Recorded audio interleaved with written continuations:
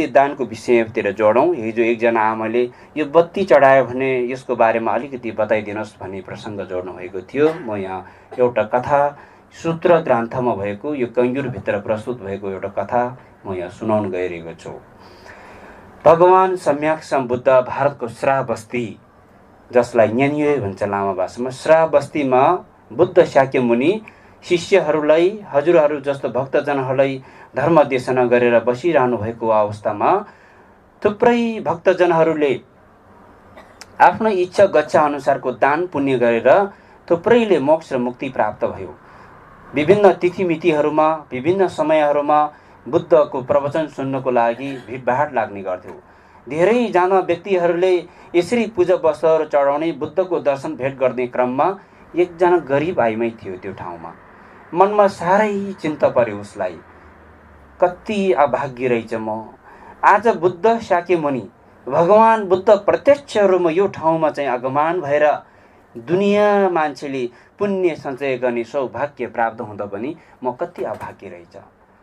म पनि पुण्य सञ्चय गर्ने विचार किन, मैले पूर्व जन्ममा कति नराम्रो कुकर्म गरेको होला, दुर्भाग्यवश आज म त्यो कुकर्मको फल भोगिरहेको छु।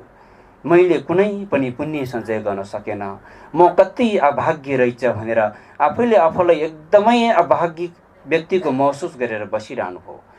र उहाँले मनमा नै के विचार गर्नुभयो भने, म यसरी चिन्ता गरेर बसेर कुनै पनि फाइदा छैन। म एउटा मानव हो, मैले केही न केही एउटा परोपकारको काम, केही न केही मैले पनि एउटा पूजा वस्तु अर्पण गरेर पुण्य सञ्चय गर्छु भन्ने विचार धारणा लिएर त्यो गरिब आइमै गाउँ बस्ती माग्दै हिँड्नुभयो। 2-4 दिनसम्म मागेर उसले के विचार गर्यो भने, मैले बुद्ध बोधिसत्वहरूलाई बत्ती चढाएर छेमे यो दीप प्रज्वलन गरेर मैले बत्ती चढाउँछु भन्ने विचार गरेर गाउँ बस्ती माग्दै हिँड्नुभयो। माग्दै हिँड्दाखेरि तेल माग्दै हिँड्नुभयो, घिउ माग्दै हिँड्नुभयो। कसैले अलिकति 1 चम्चा 2 चम्चा गर्दाखेरि उसले जम्मा 1/4 घिउ मात्रै, तेल मात्रै प्राप्त भयो। अनि त्यसलाई पनि अरू कसैले कौडी, कसैले चामल, कसैले गहुँ आदि वस्तुहरू दान दियो। त्यो कुरा सबै वस्तुहरूले बेचेर दोकानमा गएर उसले घिउ किन्नुभयो। अनि 1/4 घिउ दिनुहोस् न साउजी मलाई भनेर भन्नुभयो। अचम्म लाग्यो, यति थोरै घिउले के गर्छौँ तपाईँ भन्दाखेरि, मैले यो घिउ बेचेर, मैले यो घिउ प्रयोग गरेर बुद्ध बोधिसत्वहरूलाई दीप प्रज्वलन गरेर मैले बत्ती अर्पण गर्छु भन्दाखेरि त्यो पसलेलाई साह्रै दया जाग्यो। कति ठुलो विचार भएको व्यक्ति, तपाईँले यति ठुलो विचार गरेर बत्ती चढाउँछु भने मैले पनि सहयोग गर्छु भनेर उसले फेरि 1/4 घिउ बढी थपेर दिनुभयो। अनि त्यो आमा चाहिँ आएर बत्ती चढाउने व्यक्तिहरूको तान्ती लागेको थियो श्राव बस्तीमा, छेमे बाल्नेहरूको। त्यहाँनिर छेमे बाल्ने पालो नपाउने, बत्ती चाहिँ त्यो बत्तीको कर्मीमा डार हालेर अनि सबै मान्छे लाइनबद्ध भएर आफ्नो आफ्नो घिउ ल्याएर बत्ती चढाउँदाखेरि त्यो आमाले बत्ती पाउनु भएन। ऊ सबैभन्दा गरिब थियो, सबैभन्दा एकदमै निम्न स्तरको व्यक्ति थियो। लाइनबद्ध भएर बस्ने क्रममा सबैभन्दा पछाडि राख्यो उसलाई, अनि उसले बत्ती पाउनु भएन। बत्ती नपाएपछि मैले यति घिउ बत्ती चढाउँछु भनेर लिएर आयो, बत्ती नै बाल्न पाएन भने मेरो पुण्य पतन भएर जान्छ। मैले पुण्य सञ्चय गर्नेको सौभाग्य पाउँदैन, मैले पुण्य कमाउनै पर्छ, त्यसको लागि मैले बत्ती बाल्नै पर्छ भनेर यताउति हिँडडुल गर्दा गर्दा बाटोमा अनि गाईको सिनो र त्यो गाईको खुट्टामा चाहिँ एउटा के भन्छ त्यसलाई, खुरा भन्छ नि, त्यो चाहिँ खप्प निकालेर ल्याएर त्यसैमा चाहिँ दार हालेर त्यसैमा घिउ भरेर त्यो आमाले बत्ती बालेर त्यहाँ थुप्रै भक्तजनहरूले बालेको बत्तीको छेउमा लगेर एकदम विशुद्ध विचारले, हिजो पूर्व जन्ममा अकुशल कर्म गरेको कारणले आज म सबैभन्दा गरिब छु, आज मैले यो दीप प्रज्वलन गरेर यसको फलस्वरूप समस्त यो संसारको प्राणीहरू अज्ञानको अन्धकारबाट मुक्त भएर परम सुख एवं मोक्षलाई प्राप्त गर्न सकोस् भनेर यस्तो महान विचार पैदा गरेर बत्ती चढाएर बालेर जानुभयो। बिहानै पख भएपछि सबैको बत्ती घिउ सकेर निभ्यो। बत्ती घिउ सकिएपछि आफै निभेर जान्छ नि। एउटा बत्ती चाहिँ दन बलिरहेको देख्यो है। अनि भगवान बुद्धको मूल शिष्य आर्य मङ्गल पुत्र आर्य मङ्गल पुत्र आउनुभयो। अब उज्यालो भइसकेपछि यो बत्ती किन बाल्ने? अरू बत्तीहरू त घिउ सकेर निभे पनि भरे बेलुकी फेरि अँध्यारो हुन्छ, यो बत्ती निभाउनु पर्यो, दिउँसो बालेर उचित छैन भनेर आर्य मङ्गल पुत्र आएर त्यो बत्तीलाई चाहिँ सासले फु गर्दाखेरि झन् अलिक ठुलो भएर बल्यो। कस्तो आचम्म भनेर हातले यस्तो निभाउँदाखेरि झन् ठुलो भएर बल्यो। त्यहाँबाट आफ्नो यो चिवर नै खोलेर चिवरले नै यसरी जति जति झार्यो, जति त्यो बत्ती निभाउनु खोज्यो, त्यति त्यो बत्ती झन् ठुलो ठुलो ठुलो भएर बल्दाखेरि अचम्म लाग्यो। अनि बुद्ध शाक्य मुनिले, हे मङ्गल पुत्र, यो बत्ती यसरी निभाएर निप्दैन, यो बत्ती यसरी तिमीले 4 गङ्गाको पानी ल्याएर खन्याए पनि निप्दैन। किनभने यो बत्ती बाल्ने आइमै, यो बत्ती बाल्ने व्यक्तिको विचार एकदम शुद्ध छ, एकदमै महान विचार र एकदमै परोपकारको भावना पैदा गरेर उसले यो दीप प्रज्वलन गरेको छ। त्यसैले तिमीले यसलाई यसरी निभाउन सक्दैन भन्दाखेरि को हो यो बत्ती चढाउने मान्छे भनेर आर्य मङ्गल पुत्रलाई जिज्ञासा लाग्यो। बुद्ध सामु जिज्ञासा राख्दाखेरि न्याङ्गामो नाम गरेको एकजना गरिब आइमै हो भनेर भन्नुभयो। कहाँ हो, को हो त्यो गरिब आइमै? धेरै चर्चा परिचर्चाको कुरा भयो श्रावस्तीमा। सबैजनाले खोज तलास गर्दै जाँदाखेरि तपाईँले एकदमै राम्रो विचारले बत्ती बाल्नु भएको रहेछ भनेर धेरै कुरा सुनेपछि बुद्धको दर्शन भेटमा जानुभयो। अनि बुद्धले, अनि हे नानी, तिमीले आज बत्ती बालेर धेरै पुण्य सञ्चय गरेको छ, अबको अनगिन्ती 2 कल्प पछाडि तिमी यो मानव धरतीमा बुद्ध हुनेछ भनेर भविष्यवाणी गर्नुभयो है। बत्ती चढाउने यति फल पाउने रहेछ भनेर धेरै मान्छे भिडभाड लाग्यो त्यहाँनिर, राजाहरू, रानीहरू, धेरै गण्यमान्य व्यक्तिहरू। अनि त्यसै क्रममा अनि एकजना गेलोङफक विज्ञान नाम गरेको, आर्य मित्र नाम गरेको एकजना बौद्ध भिक्षुले पनि अब यो 3 महिनासम्म बत्ती बाल्ने घिउ सबै मैले स्पोन्सर गर्छु भनेर बोल्यो के उसले। ऊ पनि बेचारा मागेर चाहिँ बाल्नुपर्ने, बौद्ध भिक्षु भिक्षुनीहरूको सम्पत्ति हुँदैन। फक विज्ञान अथवा आर्य मित्र नाम गरेको एकजना बौद्ध भिक्षुले 3 महिनासम्म बत्ती बाल्ने घिउको स्पोन्सर मैले गर्छु भनेर बोल्यो। बोलिसकेपछि आफ्नो कर्तव्य त निभाउनै पर्यो बिचारा। बिहान उज्यालो नहुँदै जुर्क उठेर गाउँ बस्तीमा सधैँ माग्न हिँडेछ, दिनभरि कति माग्न सक्छ, अनि घिउ ल्याएर बत्ती बाल्ने। 3 महिनासम्म बत्ती बाल्छु भने नि उसले बिचारा। सधैँ दिउँसो सबै मान्छे कोही खाना खाने, कोही केही काममा व्यस्त, तर त्यो बौद्ध भिक्षु बिचारा खाना खाने फुर्सद छैन, खाजा खाने फुर्सद छैन। बिहान सबेरैदेखि किन अतेलेर हिँड्यो कसैलाई पनि थाहा थिएन। कोही मान्छेले, एकजना राजाको छोरी राजकुमारीले दरबारको माथिबाट 2-3 पटक देख्नुभयो। यो बौद्ध भिक्षुलाई के समस्या भएको रहेछ, एकदमै ठुलो समस्या परेको जस्तो छ, एकदम हतार गरेर हिँडेको मात्रै देख्छु, मान्छेहरू खाना खाने बेलामा पनि ऊ हिँडिरहेको कुदिरहेको देख्छु, यसलाई के समस्या परेको होला, एकपटक गएर सोध्नुहोस् न भनेर आफ्नो स्याहार सुसार गर्ने व्यक्तिलाई सोध्न पठाउनु भयो। त बौद्ध भिक्षु फकविज्ञान बाटोमा चाहिँ हिँडिरहेको बेलामा, भन्तेज्यू एकछिन पख्नुहोस् न, म तपाईँलाई एउटा कुरा राख्नु भनेर रोक्नुभयो। के कुरा थियो भन्दा, हजुर एकदम 2-3 दिन, धेरै दिन भयो यसरी अस्तव्यस्त भएर हिँडिरहेको राजकुमारीले देख्नुभएको छ, हजुरलाई के समस्या पर्यो भनेर राजकुमारले सोध्नु भएको छ भन्दाखेरि, मलाई कुनै पनि समस्या भएको छैन, मैले 3 महिनासम्म बत्ती बाल्नेको लागि मैले स्पोन्सर गर्छु भनेर बोलेको छ, त्यो कर्तव्य पुरा गर्नको लागि म गाउँ बस्ती माग्दै हिँड्दैछु भन्दाखेरि, त्यसो भए भित्र आउनुहोस् भनेर भित्र राजकुमारीसँग भेटाइदिनु भयो। राजकुमारीलाई यो कुरा राख्दाखेरि एकदम कति बिचारा, यति एउटा बत्ती बाल्ने घिउ जुटाउनको लागि यति मेहनत गर्दैछ, भन्तेज्यू तपाईँ आजको दिनबाट यो दुःख नगर्नुहोस्, आजको दिनबाट तपाईँ बिहारमा बस्नुहोस्, हजुरको उद्देश्य म पुरा गरिदिन्छु, 3 महिनासम्म बाल्ने बत्तीको घिउ म दिन्छु भनेर राजकुमारले भन्नुभयो बेचारा। त्यो दिनबाट भिक्षु फकविज्ञान चाहिँ बिहारमा फर्केर आराम गरेर चाहिँ आफ्नो शिक्षा दीक्षा हासिल गरेर बस्नुभयो। राजकुमारले आज बाल्ने घिउ बत्तीको घिउ, भोलि बाल्ने बत्तीको घिउ दिनै पठाउनु भयो 3 महिनासम्म। 3 महिना सकेपछि अनि यो बत्ती चाहिँ गेलोङफक विज्ञान आर्य मित्रले यसरी प्रायोजक गरेको भनेर चाहिँ भिक्षुहरूसँगमा चाहिँ यसरी प्रशंसा हुँदाखेरि बुद्धले त्यो मङ्गल पुण्यको परिणामन गर्दै फक विज्ञान भिक्षुलाई, तिमीले यो बत्ती चढाएको पुण्यले गर्दाखेरि भविष्यमा तिमी दीपङ्कर बुद्ध भएर जन्मिनेछ भनेर भविष्यवाणी गर्नुभयो है। र त्यस पछाडि फेरि पनि बत्ती बाल्ने प्रायोजक गर्छु भनेर उसले त त्यो वचन मात्र दिएको हो।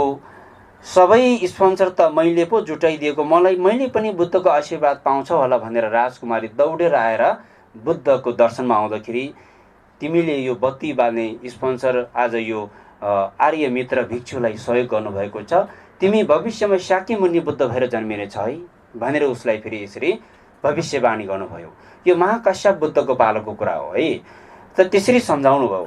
त्यस पछाडि चाहिँ त्यसरी त्यो बत्ती चढाएको पुण्यले गर्दाखेरि यो कुरा बुद्ध शाक्यमुनिले श्रावस्तीमा भिक्षु भिक्षुनी हजुरहरू जस्तै गृहस्थी भक्तजनहरूलाई सुनाउँदै, त्यो बेलामा महाकश्यप बुद्ध महाकश्यपको पालामा त्यो घिउ बत्ती 3 महिनासम्म बत्ती बाल्ने स्पोन्सर गर्छु भन्ने जुन भिक्षु थियो त्यो मभन्दा अगाडि बुद्ध प्राप्त भएको दिवङ्कर बुद्ध हो भन्नुभयो। र त्यो बत्ती बाल्नको लागि घिउहरू जुटाइदिएर बौद्ध भिक्षुलाई सहयोग गर्नुहुने राजकुमारी आज स्वयं म आफै हो भनेर बुद्ध शाक्यमुनिले भन्नुभयो। त्यो बेलामा बुद्ध महाकश्यपको पालामा यसरी बत्ती चढाएको पुण्यले गर्दाखेरि आज म बुद्ध प्राप्त भएको हो भनेर त्यसरी चाहिँ बुद्ध शाक्यमुनिले सुनाउनु भएपछि भक्तजनहरू धेरैजना यो बत्ती बाल्ने पुण्य एकदम ठुलो रहेछ भनेर धेरैजनाले बुझेर धेरैको आस्था त्यो समयबाट बौद्ध धर्म परम्परामा यो दीप प्रज्वलन गरेर बत्ती चढाउने चलन चाहिँ यसरी व्यापक रूपमा चाहिँ चलन भएको हो। बत्ती बाल्नेको अर्थ चाहिँ अलिकति यहाँ बुझाउनु पर्दाखेरि, बत्ती चाहिँ जहाँ अँध्यारो छ त्यहाँ बत्ती बाल्नुपर्छ, यहाँ त उज्यालै छ किन बत्ती बाल्नुपर्ने शङ्का पनि लाग्न सक्छ मनमा है। तर अँध्यारो 2 प्रकारको हुन्छ। बाहिरी अँध्यारो त बत्ती बालेर उज्यालो हुन्छ, भित्री अँध्यारो चाहिँ बाहिरीको बत्ती बालेर उज्यालो हुँदैन नि। भित्री अँध्यारो भनेको अज्ञानको कारणबाट रिस उठ्ने, लोभ लाग्ने, अहङ्कार, ईर्ष्या, यो चाहिँ सबैभन्दा डरलाग्दो अँध्यारो हो। जबसम्म यो अँध्यारोलाई यस्तो खालको यो भित्री रूपी अन्धकारलाई उज्यालो बनाउन सक्दैन नि, तबसम्म हामी चाहँदा पनि सुख शान्ति प्राप्त गर्न सक्दैन। नचाहँदा पनि दुःख कष्टको जीवन बिताउन पनि बाध्य हुन्छ। त्यसैले भित्री रूपी अँध्यारोलाई उज्यालो बनाउनको लागि अहिले बाहिरी रूपी दीप प्रज्वलन गरेर मनले सङ्कल्प गरेर पुण्य सञ्चय गर्ने हो। पुण्य सञ्चय गरेपछि त्यो पुण्य अपार पुण्य भएपछि त्यो ज्ञानमा परिणत हुन्छ, त्यसले ज्ञान प्राप्त हुन्छ। जब ज्ञान प्राप्त हुन्छ, जब हामीले धम्म चाक्षु प्राप्त हुन्छ, अन्तर हृदयमा भएको यो अन्धकारहरू उज्यालो भएर हामीले जब ज्ञान प्राप्त हुन्छ, जब आफ्नो दीप आफैले प्रज्वलन गर्न सक्छ। त्यसैले हामीले बत्ती बाल्ने बौद्ध धर्ममा हामी आफ्नो मनोकांक्षा पुरा हुनुको लागि कुनै पनि शुभ साइतमा पनि बत्ती बालेर चाहिँ सुरुवात गर्ने प्रचलन छ। त्यस्तै दिवंगत पितृहरूले मोक्ष र मुक्ति प्राप्त गर्ने कामना गरेर पनि बत्ती बाल्ने प्रचलन छ। बत्तीको अर्थ धेरै ठुलो छ। त्यसैले विश्वमा भएको प्राणी जगत प्राणीहरूको मन मस्तिष्कमा भएको अज्ञानको यो अन्धकार यो बत्ती बालेको पुण्यले सबै उज्यालो भएर जाओस्। त्यसैले हामीले मर्मे मलम पर्ने बेलामा पनि राम याम खम ओम आहु भन्ने मन्त्र उच्चारण गर्छ नि 3 पटक। राम याम खम भन्ने यो संस्कृत शब्द हो है, संस्कृत शब्द हो। आगो पानी हावाको मन्त्र हो यो। जसरी आगोले पोलेर फोहोर मैला सबै शुद्ध बनाउन सकिन्छ, जसरी हावाले उडाएर सबै शुद्धि बनाउन सक्छ, जसरी पानीले धोई पखाली सबै शुद्धि बनाउन सक्छ, त्यसरी नै शुद्धि बनाएर यो पूजा वस्तुहरूमा ओम आहु भनेको बुद्ध बोधिसत्वहरूको काया वाका चित्तको अधिष्ठान, काया वाका चित्तको मन्त्र हो। यसले अधिष्ठान गर्छ, छिनलोप गर्छ।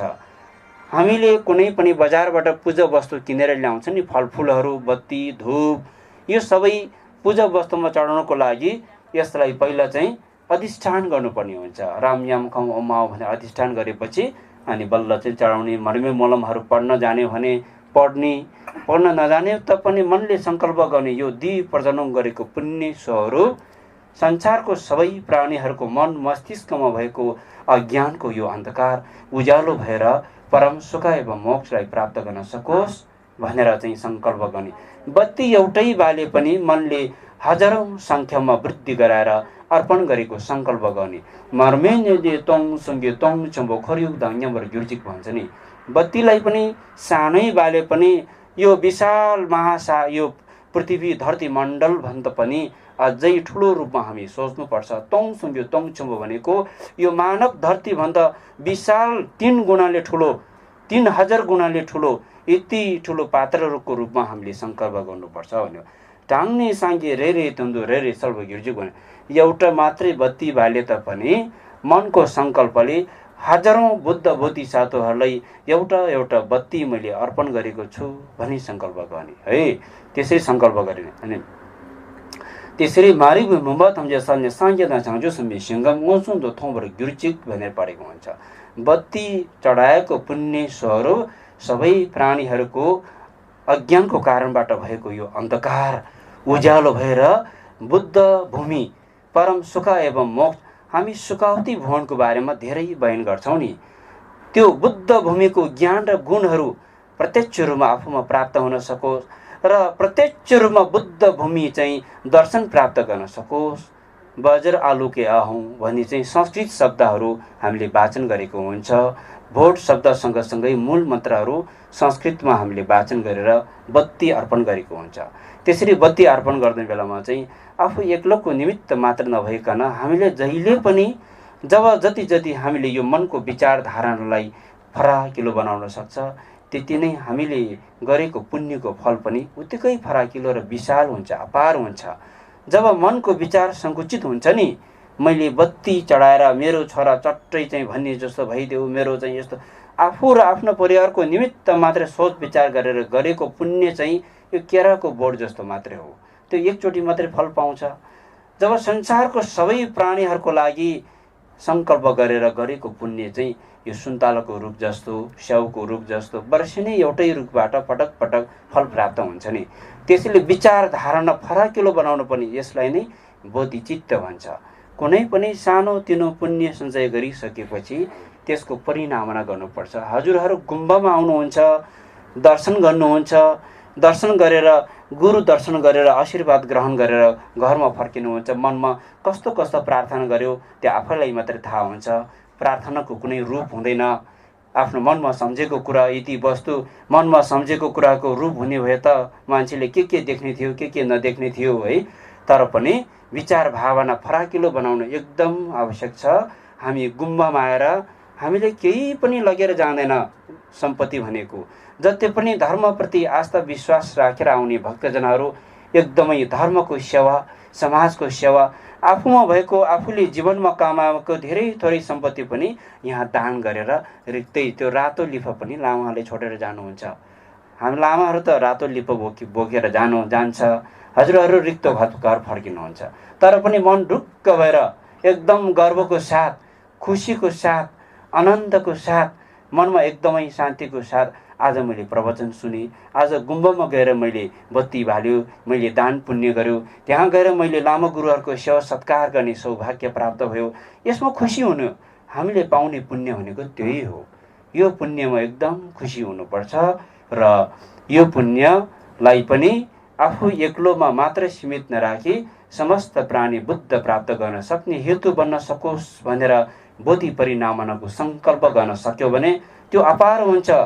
त्यो महासागर समुद्रमा मिसाएको पानीको थोपा सरा हुन्छ। जबसम्म समुद्र सुक्दैन नि तब त्यो आफूले कमाएको पुण्य पनि त्यसैमा मिश्रित हुन्छ। हामीले सम्पत्ति कमाए पनि, आफूले धन सम्पत्ति जति कमाए पनि त्यो धन सम्पत्तिलाई व्यवस्थित एकदमै राम्रो व्यवस्थित भएको ब्याङ्कमा लगेर थन्कायो भने ढुक्कै हुन्छ। जता पायो त्यता पैसा धेरै पाउँछ भनेर चाहिँ लोभ लालचमा डुबेर थन्काइदियो भने अरूले खाइदिने, लुट्दिने कति समस्या हुन्छ नि। हामीले कमाएको पुण्यको सम्पत्ति पनि व्यवस्थित खालको ब्याङ्कमा राख्नुपर्छ नि। कसैले लुट्न नसक्ने ब्याङ्क, बुद्ध बोधिसत्वहरूले खोलेर राख्नु भएको ब्याङ्क छ नि, त्यो ब्याङ्कमा चाहिँ थन्काउने हो। त्यो कसैले लुट्न सक्दैन। त्यो सम्पत्ति जबसम्म बुद्ध प्राप्त गर्दैन तबसम्म आफूले त्यसको ब्याजको स्याज सबै आफूले उपभोग गर्न पाउँछ।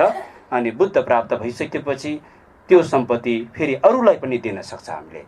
त्यसरी बोधि परिणामहरूको साथ यहाँहरूले जो जति पुण्य सञ्चय गर्नुभएको छ यो महाकङ्ग्युर पूजामा, यो केवल तपाईँ हामी एक दुईजनाको निमित्त मात्र नभइकन विश्व शान्तिको कामना र विश्वमा रहेको मानव समाजमा सुख शान्ति र परम पूज्य गुरुहरूको चिरञ्जीवी दीर्घायुको साथ बुद्धले निर्देशन दिनुभएको शील समाधि प्रज्ञा बहुजन हिताय बहुजन सुखाय अहिंसा परम धर्मको यो धर्म सिद्धान्त सारा संसारमा प्रचार प्रसार भएर जाओस्।